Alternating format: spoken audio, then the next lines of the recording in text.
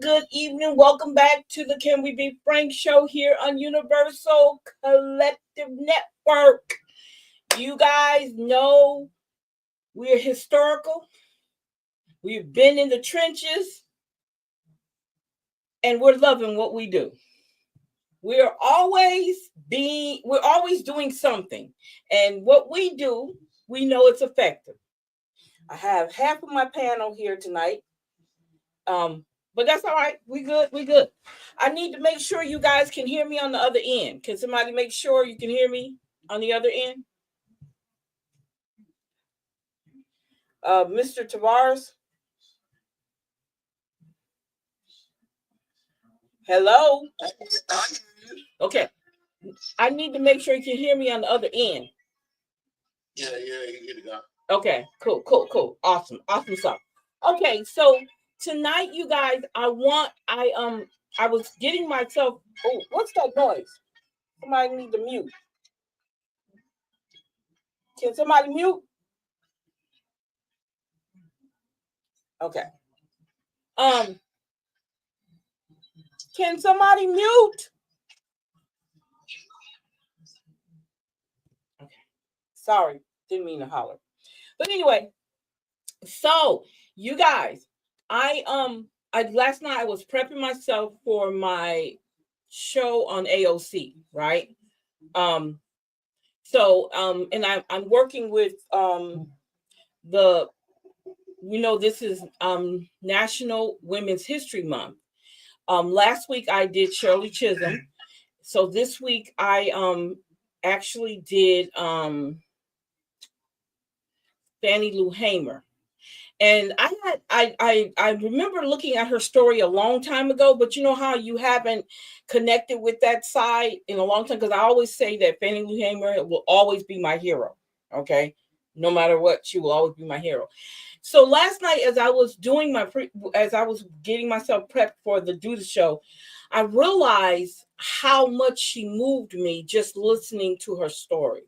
So I thought Universal Collective Network and our crew over here needed to hear this, because this lady went through some stuff. And the reason why I'm bringing this to you guys and how important it is, we just finished with early voting, right? And we have Saturday is the main day to vote. And I'm noticing how Jeff Landry has been here trying to drum up the business to get people to the polls and to vote on this craziness that he's trying to get passed here. I want to tell you guys something. I don't know if you guys know this or not, and I found it out when I was watching Brother Jay's show this morning, that one of the authors of Project 2025 is actually from Louisiana. He's actually from Lafayette, if you guys didn't know that. So we are primed for this Project 2025. Okay, so if you're paying attention to what's going on around you and you have been familiar with Project 2025 or some of the things which we could talk about, believe me, it's happening. They're putting it in place. This is not about fear mongering and trying to scare you or nothing. I'm just letting you guys know, and why it's so important that we need to be part of the politics that happen in Louisiana. There's some shady stuff going on. We haven't pinpointed it yet, but there's some shady stuff going on. In Project 2025, since one of the authors of it came from Lafayette, we know that Jeff Landry is all for it. Okay. And I think it starts with these amendments. Okay. Yes. Yes. Yes. Yes. They were one of the main components to fund the project 2025. Wow. Wow. Oh yeah, exactly. There you go. There you go. That's right. They're gonna continue buying it. You're right. You're so right about that. So I'm saying all that so you guys get a concept of why we're doing this. I want you guys to understand when people say, "Oh, that happened in the past," to me, that is one of the most disrespectful and ignorant. I'm calling them ignorant, not out of being derogatory. I'm calling them ignorant about their own history. I hear, because I'm on a lot of chats on TikTok, right? And I hear a lot of our younger people, our 20s and 30s and some of our 40s that are so ignorant to their own history. And they're just saying all this stuff. Oh, it happened in the past. Oh, no, you guys, that happened in 1965. I mean, yes, the Voters' Rights Act was 65. That only makes it 59 years old because my sister would be 59 years old today. So it's only been 59 years. So that's not really far, okay, at all. So don't get this impression that, oh, that was in the past. We don't know yet. No, baby. They're trying to bring all that back now. But I want to show you guys, I want to present to you guys why it's so important for us to vote. There were people who lost their lives behind us voting. And I'm not using that as a guilt tactic like some people do. I'm using that because we need to realize how we're connected to our own history. And we've been so disconnected because they're taking it out of the schools. Our parents are not telling us about what they went through and when they voted. So we have an opportunity to see it for ourselves. Okay. So we're gonna look at this film and we're gonna do like we did the other film. We're gonna break it down and talk about it because it just, to me, when I presented it, when I actually did the presentation on it, it really took my heart because I'm like, now I see. And I said, she reminded me so much of myself because y'all know I got a big mouth and I like to talk and I like to see things through like they need to be done. And people should be treated fairly. And that's all they wanted was to vote. That's all, nothing else. And they wanted to be, no, let me say that again. They wanted to be treated fairly at the same time. You guys, this is not far from what we're going through right now. In the mindset of the people and how they treated her when all she was trying to do was educate them. And she didn't have no degrees. She didn't go to no college. She didn't go to Morehouse, Spelman, and Harvard and all those. She didn't do that. She was a farmer. She picked cotton. And she had a loud mouth and she had a heart of gold. That's all she had. So I want to show you guys this. And I'm hoping that maybe you have the same semblance of feeling of what I felt. I felt empowered. For some reason, I felt empowered. That, these are our Black women, okay? They belong to us. This is who we've patterned our lives after. And I think we should appreciate and respect them and not say it's just something that happened in the past. It ain't going on now. That's ignorance at its fullest. And we need to stop that. Okay, I'm done. I got that off my chest. Okay. So here we go.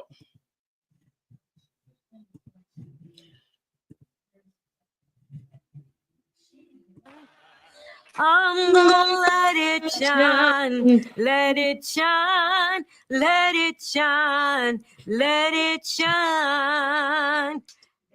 My mom used to always sing "This Little Light of Mine, I'm gonna let it shine." Her singing had an urgency about it, an urgency for people to listen, for people to know that they were working for a cause and everybody needed to join in because there was so much against the Black people back then.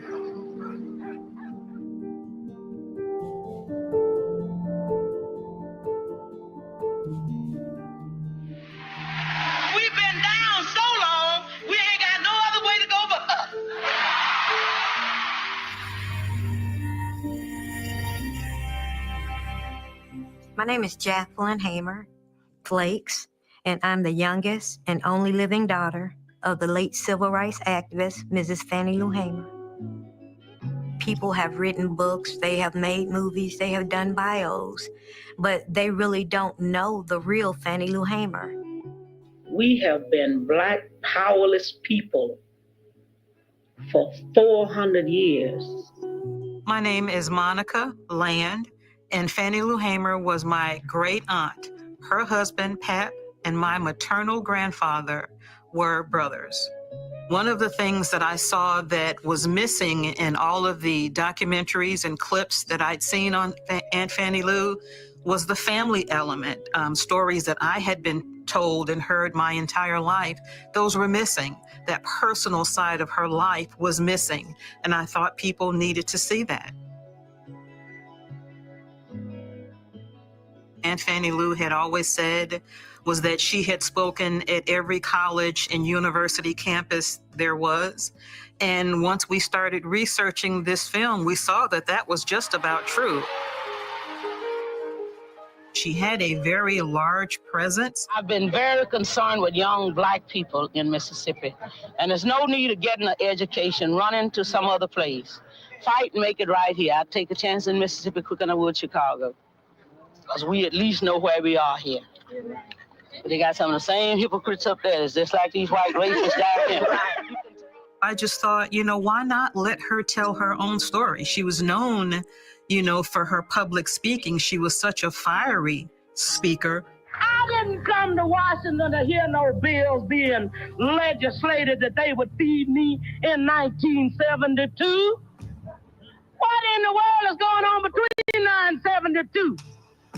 I'm thinking about what you gonna do for my people in December. When she spoke before other people, she told them about her background, her history, the cotton fields, where she came from.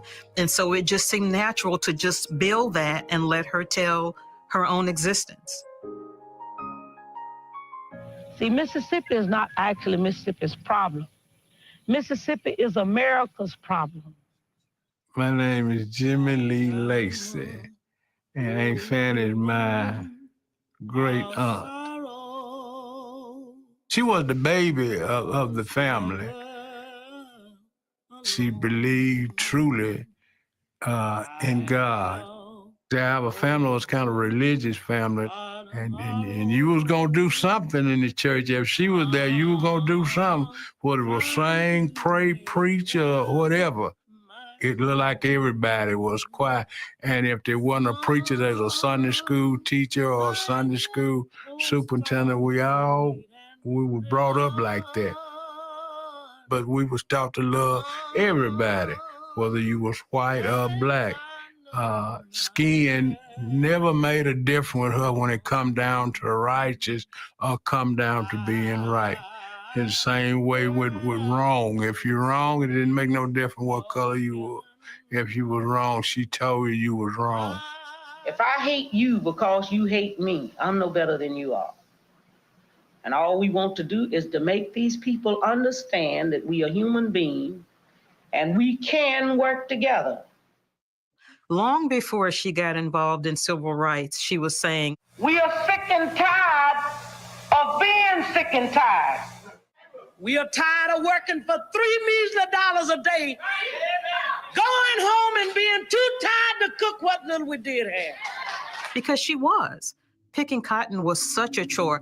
My mother picked cotton, and 50, 60 years later, she's still traumatized by seeing cotton fields. She hates to see them because of the drudgery that it was on them. And so Aunt Fannie Lou did this for so long. And so that saying just followed her all of her life.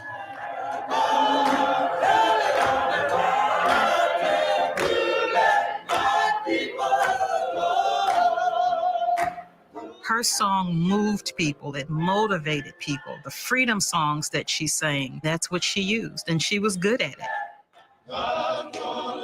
Just think about going to a courthouse and just wanting to register to vote so that your name means something more than just having yourself being counted in the census.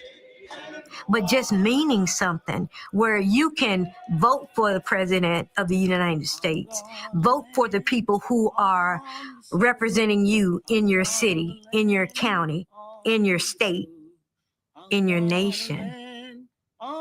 Just knowing that you have the power, or you should have had the power. But it took her going to Indianola and walking up to the counter and saying, we're here to register to vote. She was out there figuring a way how to make people live better. She wanted better for her children. She wanted better for her community.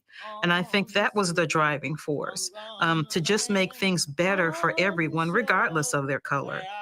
Aunt Fannie Lou helped organize Freedom Summer. People should be expected to get beaten.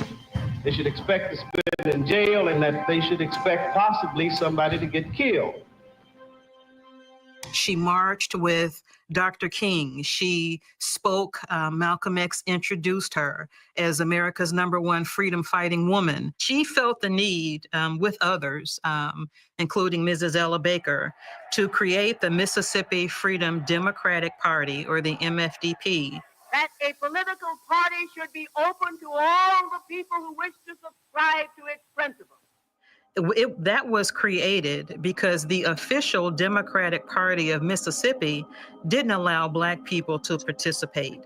In 1964, when Mama Fannie went before the Credentials Committee, she walked in there with her purse on her arms, and I'm going to say she was only 5'4", but she was walking tall that day.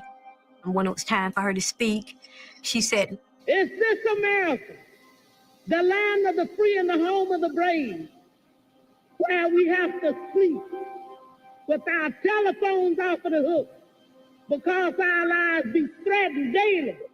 And while she was speaking and telling about all the horrible things that were going on in the Mississippi Delta, President Lyndon B. Johnson did all that he could to make sure that it wasn't seen. They went to emergency commercials. He didn't know that night it was aired anyway. And people all over the world saw that. They saw that she was telling what was going on. She wasn't fearful about telling what was going on because she went point A to point Z. And at the end, she had tears in her eyes. So that let everybody know that it was serious. She was a very, very important part of the Voting Rights Act of 1965. What drove her was hearing that Black people could vote, and have a say in what she called their destiny. Here they come, followers of the Mississippi Freedom Democratic Party. They've been here at the House of Representatives all day long from this morning. They are all now under arrest, charged with unlawful occupancy of a public building.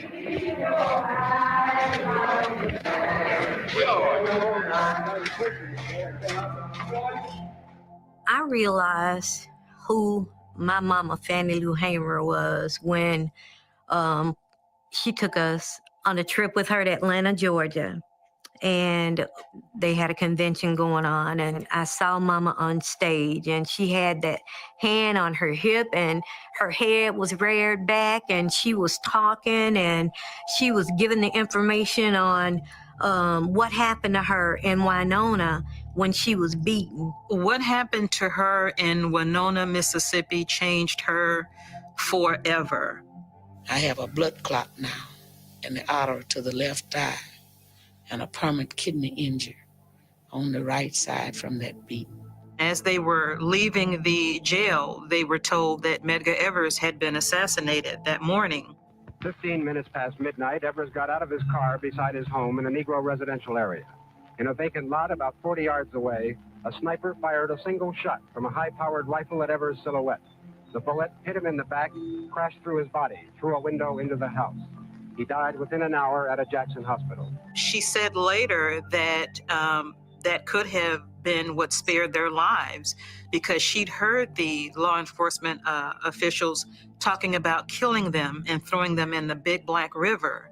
But because Medgar Evers had been assassinated earlier that morning, all eyes were going to be on Mississippi, and it was going to be too much publicity to do that. And so she honestly believed that the unfortunate death of Medgar Evers is what saved their lives.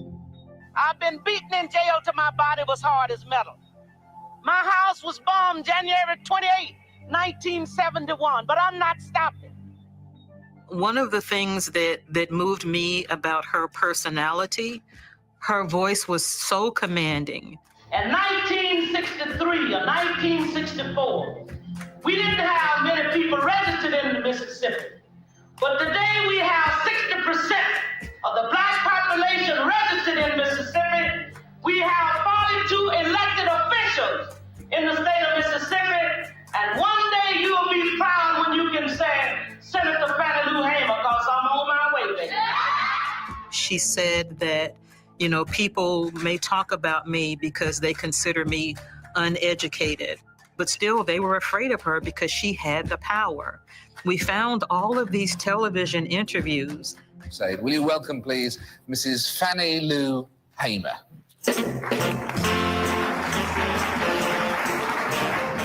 Where she was face to face with older white politicians. She was not intimidated by them because they were educated, particularly when she knew what she was talking about.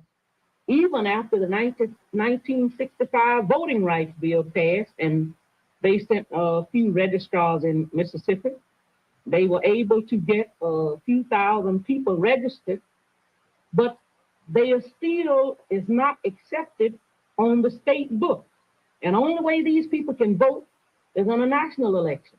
Well, how can they say they're fighting for the right for people to vote when we're not allowed to vote in the state of Mississippi? You got a good point there, but that was amazing for me to see, that you had these old politicians who had been in politics for years with this woman that came out of the cotton field and told them where to go. You know, it's both funny and amazing at the same time that she had that kind of power. She had that kind of presence. In the state of Mississippi. And we are tired of people saying that we are satisfied. It was so effective. Dr. Martin Luther King did not like to follow her on stage because she was so dramatic. Harry Belafonte raised the money that sent her and several other SNCC delegates to Africa to visit President Sekou Touré. Mr. Harry Belafonte's wife, Julie, was with her. And Mama Fannie was amazed by the things that she saw in Ghana. Black people working in the bank, running the stores, you know, people, the president came to the hotel where they were, and Miss Julie came up to the hotel room and she was like, Fannie, the president is here to see you. And Mom was like, no, I'm not going down there. I got rollers in my hair. So Miss Belafonte and her family, they all laugh about that because Mama was family to them. Whenever she was in New York, she stayed in their home. The picture that I saw that made me know that I'm going to say Mama is famous was a picture of the Kennedys. And I said, Mama, who is that lady? She's pretty. And she said, that's your godmama. And I'm like, my godmama? And she said, that's Jacqueline Kennedy. And I'm like, oh. Now, I don't know if she was just saying that to make me feel good, but I'm still hanging on that story. That's my godmama. She had this best friend, Miss Rose. And she would write letters to Miss Rose where she's really just being a mother and being a friend. This is a letter that Mama wrote on October 13th, 1965. Dear Rose, I received the package today. Thank you. Thank you very much. Rose, I've been very sick. Also, my husband. He stayed in the hospital 14 days and nights with a slip disc. It's also corrupted. But he's up now, not well, but better. And I am better, thank God. The children are fine, are in school. I hope all your family are fine. Rose, my daughter that's 21 is going to be a mother in November. If you can find any used baby clothes, please send them to me, Rose. Rose, I met a wonderful lady in Portland. She knew you. I told her you are a mother for me, although I'm the oldest. I thank God there are people like you who care. Last night, we watched 2 cars stop in front of the house with white people in them. We saw one fella get out and a white girl. We don't know why they stopped because there are no white people on this street. Who do we report this to? Nobody have been convicted. That's what made me question America. How can we say this is a free country when all this can happen? Oh God, I wonder how long. Well, I have to tell you, as you're one of the greatest friends I ever had. Answer soon. Yours for God and for justice, Fannie Lou Hamer. When our lead researcher and consultant, Dr. Megan Parker Brooks, found the letters and I started reading the letters, it was just so sad because she really poured out her heart to her friend Rose Fishman. And it was almost like seeing 2 different people. You saw the person, you know, who motivated the crowd and got people to go register and vote, and the person who was shot at and all of that. But then in the letters, you see a woman, you see a mother, a wife, a friend, and all of the baggage that came with that. This is another letter that Mama Fannie wrote to Mrs. Edgar E. Smith. And this is a person in Massachusetts that she knew. Dear Mrs. Smith, this is to assure you that your letters and checks and also all the boxes. Mrs. Smith, the money was so much help. I've been sick again and couldn't have gone to see a doctor. If you all hadn't helped me, I just wish I could put it in writing how I feel about what you all are doing for us. It makes my heart feel so good. Mrs. Smith, I've lasted a long time behind the beating. I got in jail, but it is catching up with me now. My whole body sometimes is sore. But I'm going to work until my days are done. Thank you all for everything. You're for God and justice for men. Mrs. Fannie Lou Hamer. She had just tremendous health issues. And when she was told that she had a tumor and needed to have it removed during the procedure, a white doctor performed a hysterectomy on her without her knowledge or consent. And apparently at the time, a very common practice, and it was termed a Mississippi appendectomy. How can you do that? But that's what they were dealing with back then in the 50s and the 60s. When I think about those things, I really get angry. I get angry because she worked hard. She worked tirelessly. And I mean, when she was diagnosed with breast cancer, and it was already in a late stage when she found out, she would tell me, Cookie, come on in here, baby, and lay down by Mama. I'm cold. And back then, I didn't know what she was really doing.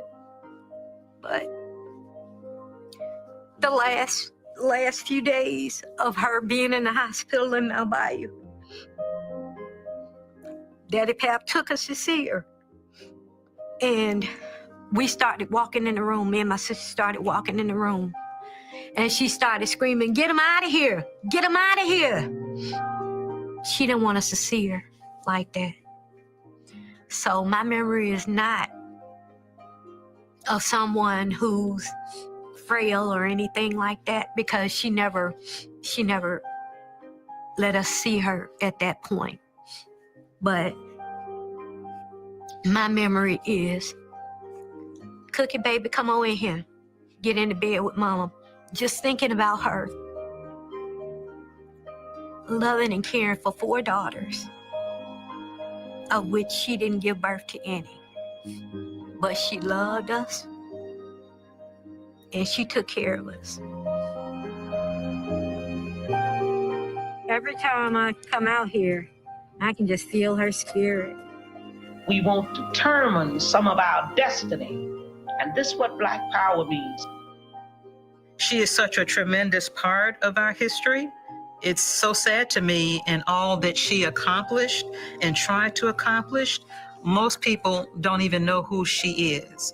We take for granted being able to walk in the front door of a grocery store, being able to go in any grocery store. We take for granted being able to go to the schools of our choice. We take for granted being able to eat anywhere we want, sit anywhere on the bus, drink at any water fountain. Those are things that she and so many others fought for, died for. And so because her sacrifices were so great and she died the way that she did, and she is such a part of history, I would just like to see her recognized for what she did and for the sacrifices that she made for this effort. We want people all over America to know that we fighting on a principle. And we gonna say now, go and tell it on the mountain, over the hills and everywhere. Go and tell it on the mountain to let my people go. Now everybody sing that, you know it. Go tell it on the mountain, over the hills and everywhere. Go tell it on.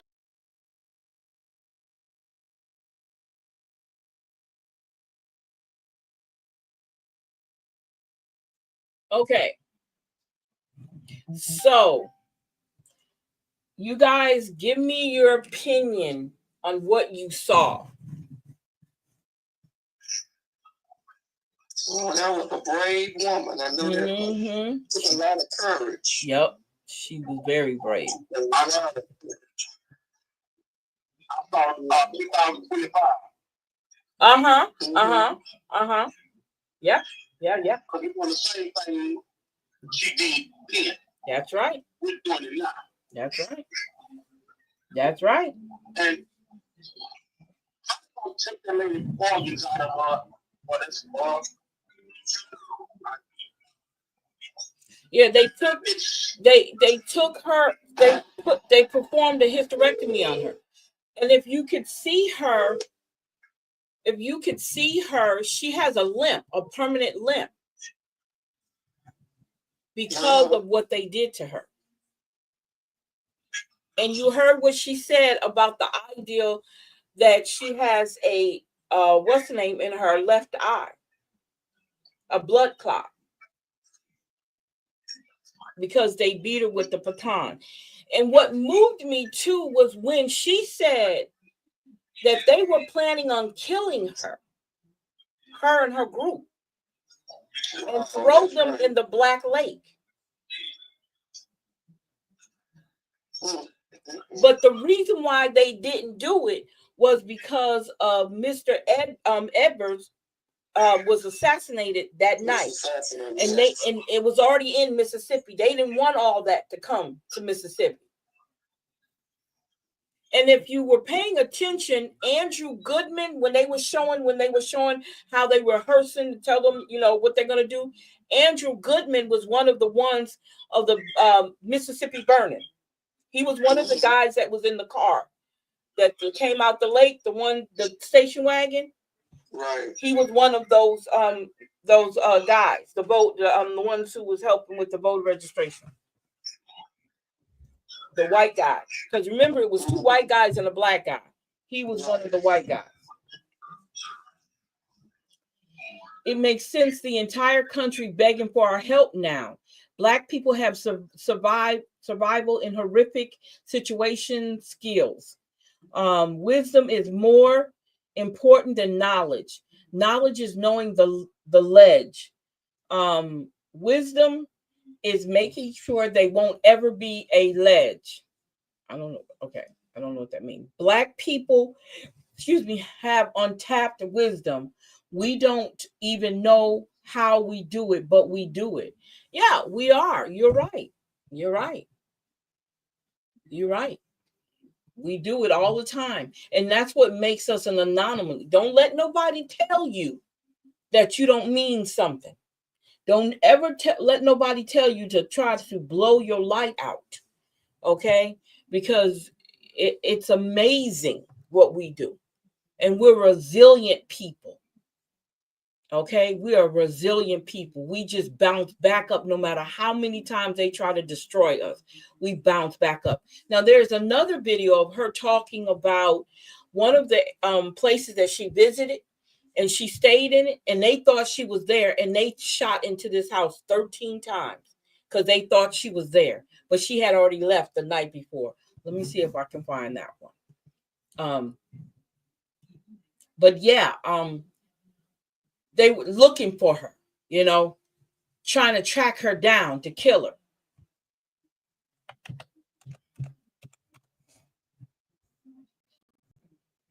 Oh, wait a minute. I want to do this. Let me do this. Where's her speech at? Hold up. Okay, let's see this. I want to do her speech. I apologize. Let's see. Okay.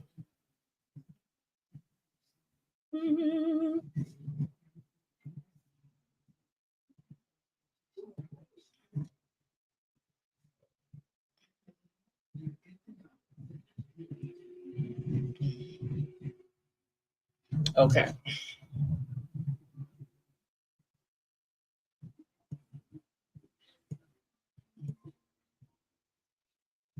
Make sure. Okay, let me close that out. Let me play that.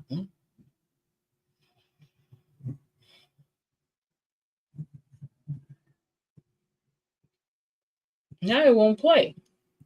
Come on now. Hold up, y'all. Let me see what's going on here.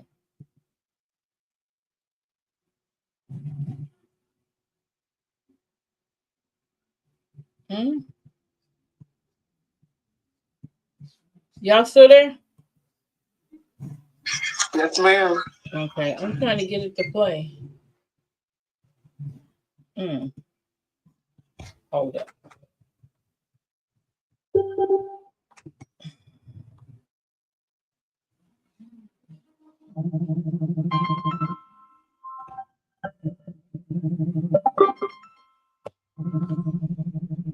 Hold up. Okay. Why is it not playing? It's giving me the blues. Looks, maybe somebody don't want us to watch this.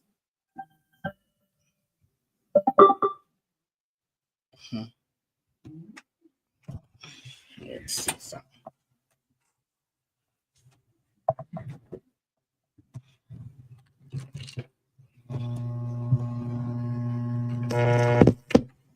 Okay, let's see.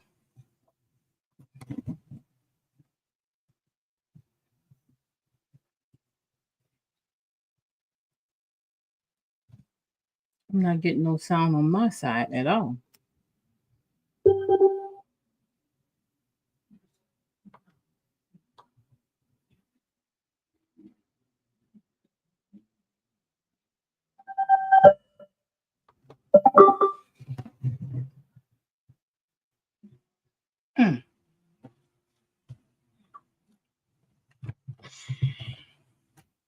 I don't know why it's not doing it. Well, y'all, it's not playing my video. I apologize for that. Let me see something. Let me go into my settings. Under audio, everything is there. Yeah.